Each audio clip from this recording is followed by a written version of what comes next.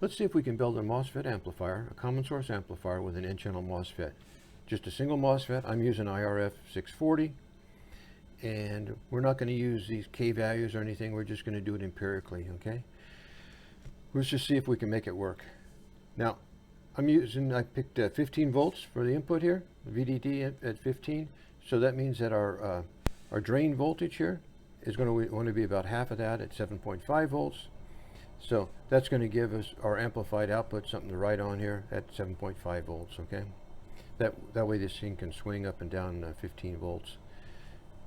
Now, the drain resistor here, and I picked 10 milliamps. You can pick whatever amperage you want. I picked 10 milliamps. At 7.5 volts, that means we're going to need a 750 ohm resistor here. Now, I didn't have a 750. I think I put an 820 in there. But we'll take a look at the gate now. So this particular MOSFET, it has a gate source threshold of a minimum of 2 volts there. So this one's pretty good. It can go from 2 up to 20 volts. So we're going to pick 2 volts here. So here's our Q point. This is where we want our signal to write on this right here. So our VTH is going to be 2 volts, and our VG, our gate voltage, I'll make that 5 volts. And that's going to give us enough span here to write up and down on here, okay? From 2 to 5 volts here. And the gate source, we want that to be at 3.5, halfway in between the two, okay? So that we can write up and down on that. Now, to find our 5 volt gate here, we're just going to take use a voltage divider. Now I'm using 0.5 milliamps. Of course, this is a capacitor here. There's no current flowing in here to speak of. So I'm picking the 0.5 milliamps. The less amps you have up here, the bigger these resistors can be, and that way we'll have a big input impedance here. So now at 15 volts, it's going to be easy. We just put a 20K here and a 10K up here. That's going to give us 5 volts here and 10 volts up here. And that's going to give us 5 volts on the gate right here. Okay? So we've got these two resistors, and we have our drain resistor. Now we have to find our source resistor, what size that is, okay? So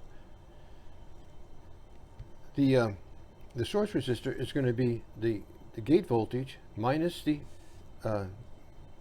gate source voltage, okay? So our gate voltage, we know, is at 5 volts. And this gate source voltage here, we wanted where this Q point was. We decided it's going to halfway in between. It's going to be at 3.5 volts, okay? So if we subtract those two, it's going to be 1.5 volts. So we want to drop 1.5 volts across here to get our VGS at 3.5 volts, okay?